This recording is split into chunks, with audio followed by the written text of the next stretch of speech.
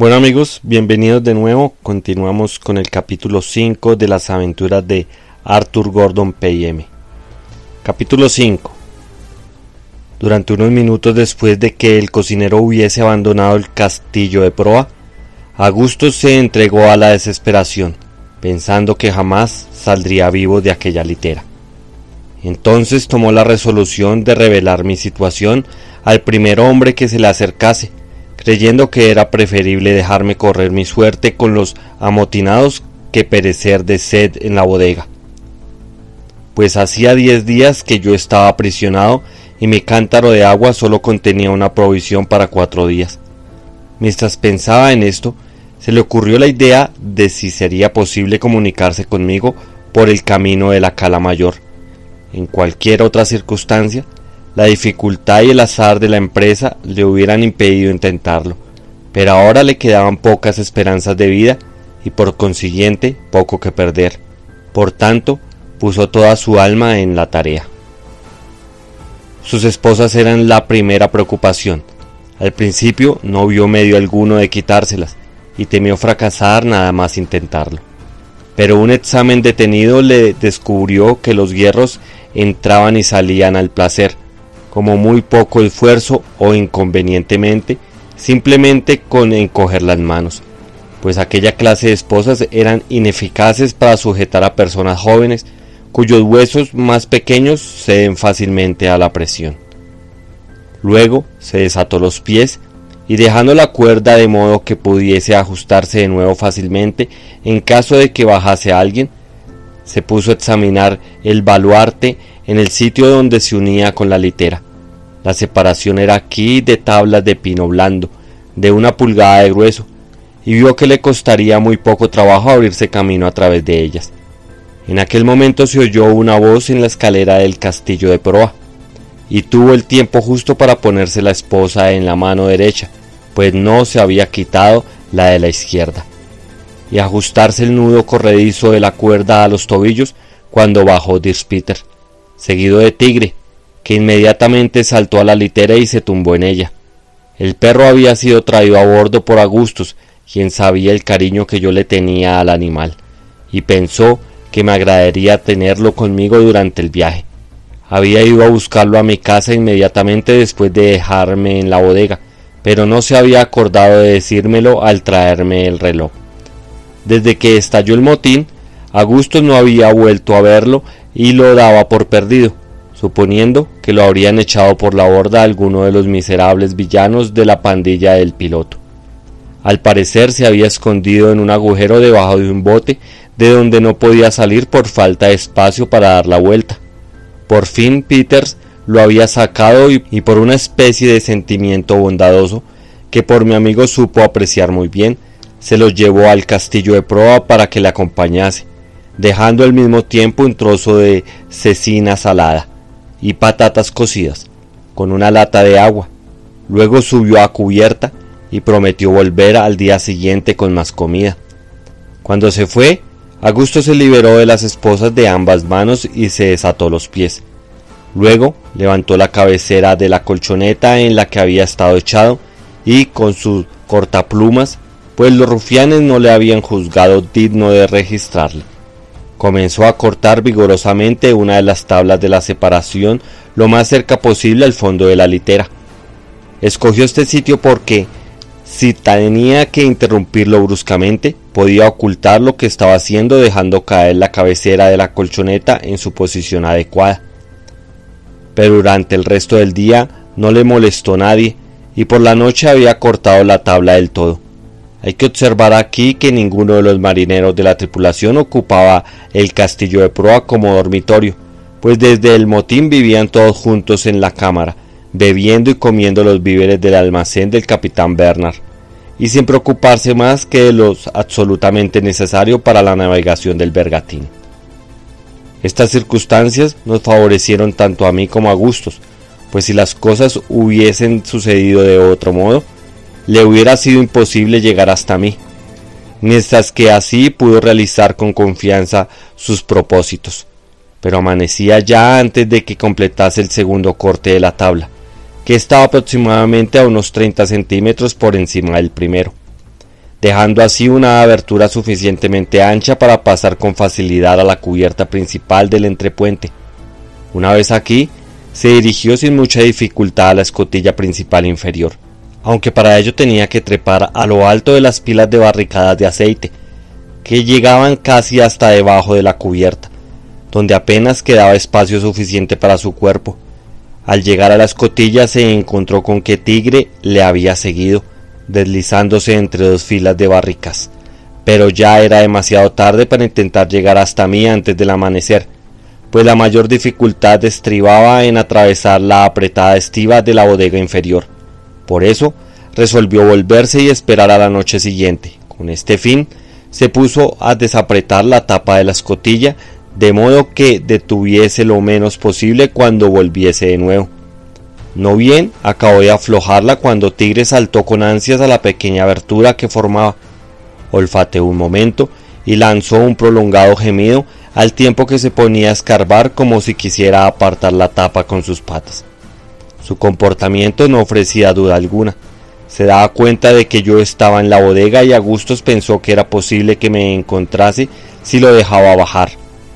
Al mismo tiempo ideé un recurso para enviarme una nota, porque era muy de desear que yo no hiciese ningún intento por mi parte para salir de mi escondite, al menos mientras durasen aquellas circunstancias, pues no había ninguna certeza de que llegase hasta mí al día siguiente, como se suponía.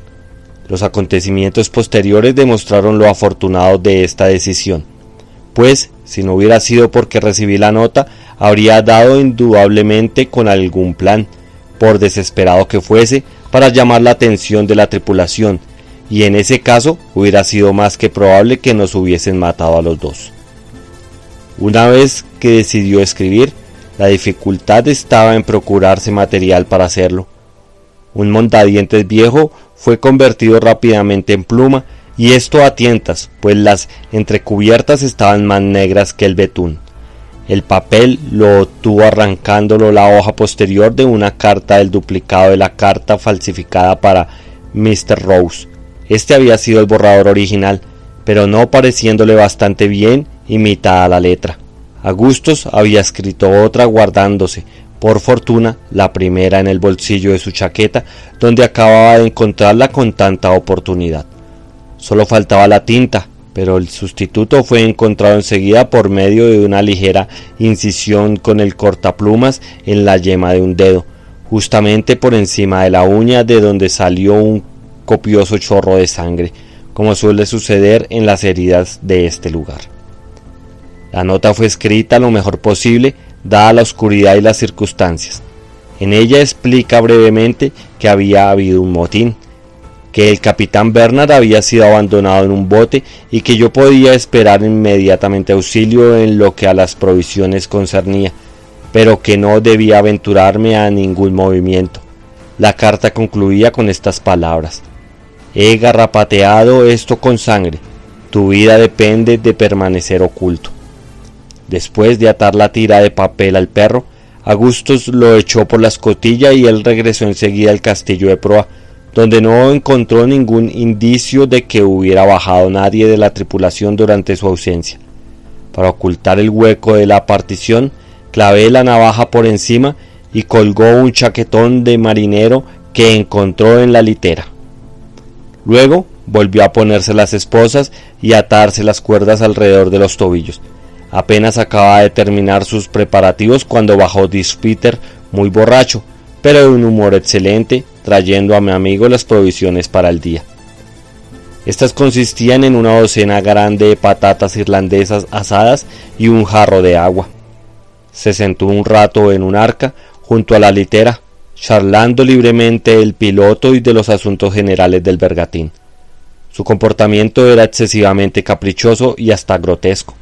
Hubo un momento en que Augusto se alarmó mucho por su extraña conducta, pero al fin subió a cubierta murmurando la promesa de traer a su compañero una buena comida a la mañana siguiente. Durante el día bajaron dos marineros de la tripulación, arponeros, acompañados del cocinero, los tres casi en el último grado de la embriaguez. Lo mismo que Peter, no se abstuvieron de hablar sin reservas de sus planes. Al parecer estaban muy divididos entre sí en lo referente al derrotero definitivo, no estando de acuerdo en ningún punto, excepto en el ataque al barco que venía de la isla de Cabo Verde, y al que esperaban encontrar de un momento a otro. Por lo que podía discutirse de sus palabras, el motín no había estallado por cuestión de piratería. Una decisión personal del primer piloto contra el capitán Bernard había sido la causa principal. Ahora parecía haber dos bandos principales entre la tripulación, uno capitaneando por el piloto y otro por el cocinero. El primer bando quería apoderarse del primer barco que pasase y equiparlo en algunas de las islas de las Antillas para dedicarlo a la piratería. Pero el último bando, que era el más fuerte y entre cuyos partidarios se encontraba Dirk Peter, quería proseguir el derrotero primitivo del bergantín en el Pacífico del Sur, para dedicarse a la pesca de la ballena o de las que aconsejasen las circunstancias.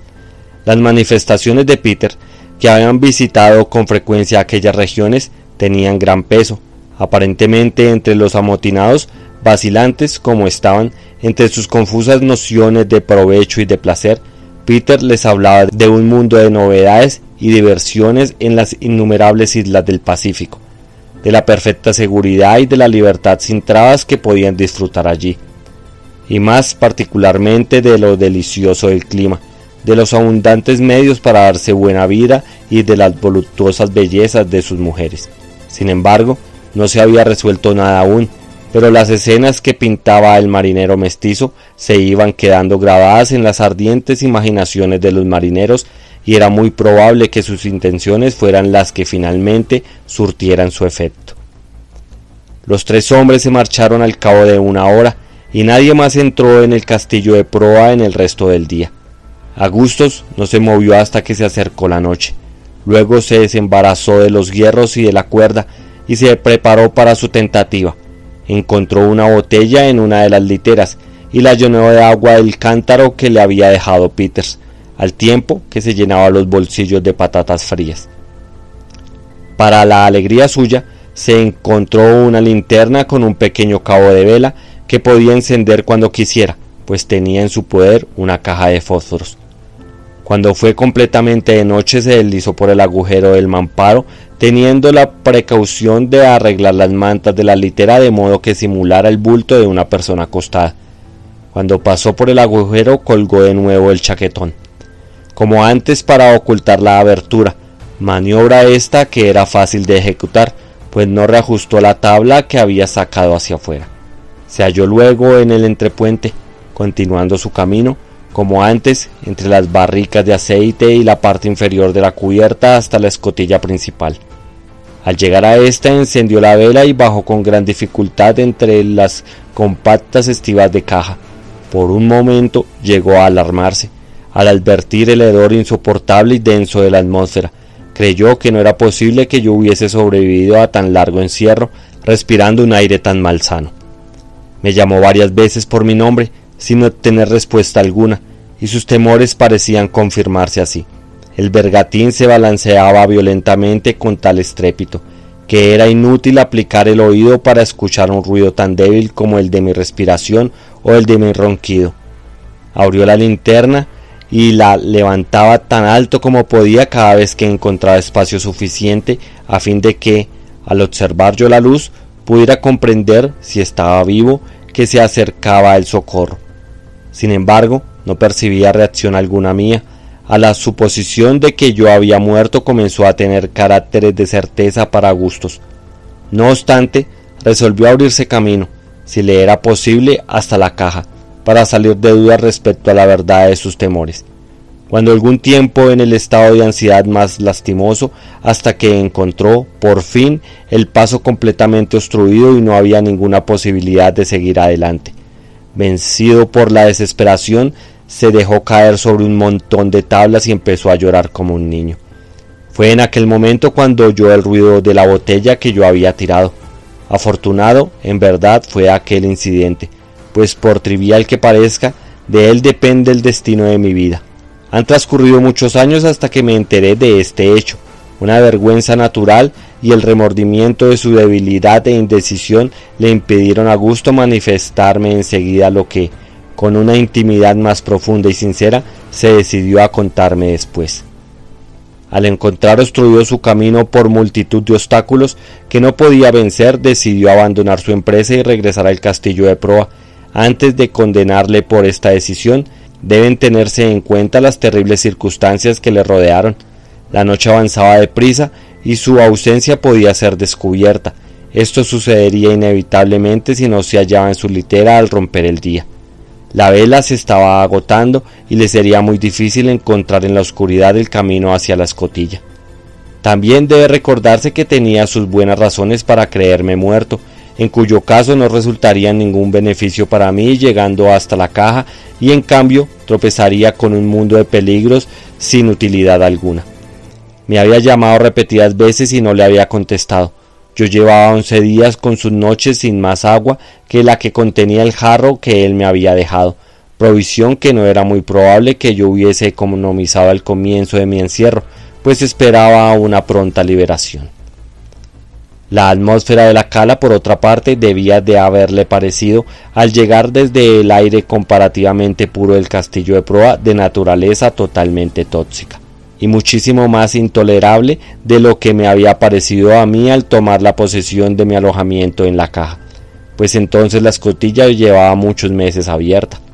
Añádase a estas consideraciones las escenas de sangre y de terror que había presenciado últimamente mi amigo, su encierro, sus privaciones y sus milagrosas escapadas de la muerte, junto con la frágil y equívoca situación en que se hallaba su vida, circunstancias todas ellas capaces de quitar la energía al más fuerte, y el lector se explicará fácilmente, como yo me lo he explicado, esta aparente falta de amistad y de fidelidad, con sentimientos más bien de pena que de resentimiento. El chasquido de la botella se oyó claramente, pero Augustus no estaba seguro de si procedía de la cala. Sin embargo, la duda fue suficiente para hacerle perseverar. Trepó por los objetos amontonados casi hasta el techo y luego, esperando un momento de calma en los balanceos del barco, me llamó lo más fuerte que pudo, sin preocuparse por el momento de que pudieran oírle la tripulación. Se recordará que en esta ocasión oí su voz, pero estaba yo tan completamente dominado por una violenta agitación que no fui capaz de contestarle. Convencido ahora de que sus peores apreciaciones estaban bien fundadas, descendió con ánimo de volverse al castillo de proa sin pérdida de tiempo. En su precipitación derribó unas pequeñas cajas cuyo ruido oí por casualidad, como se recordará. Ya había avanzado mucho en su retirada cuando el ruido del cuchillo le hizo vacilar de nuevo. Volvió sobre sus pasos inmediatamente y trepando a lo alto de la estiba por segunda vez, me llamó por mi nombre tan fuerte como antes, en un momento de calma del barco. Esta vez pude contestarle. Lleno de alegría al descubrir que estaba vivo, resolvió vencer todas las dificultades y peligros para llegar hasta mí, sorteando lo más rápidamente posible el laberinto de la estiba por la que estaba rodeado. Halló al fin un hueco que ofrecía mejor camino, y después de una serie de luchas llegó a la caja completamente extenuado. Bueno amigos, hasta aquí llegó el capítulo 5.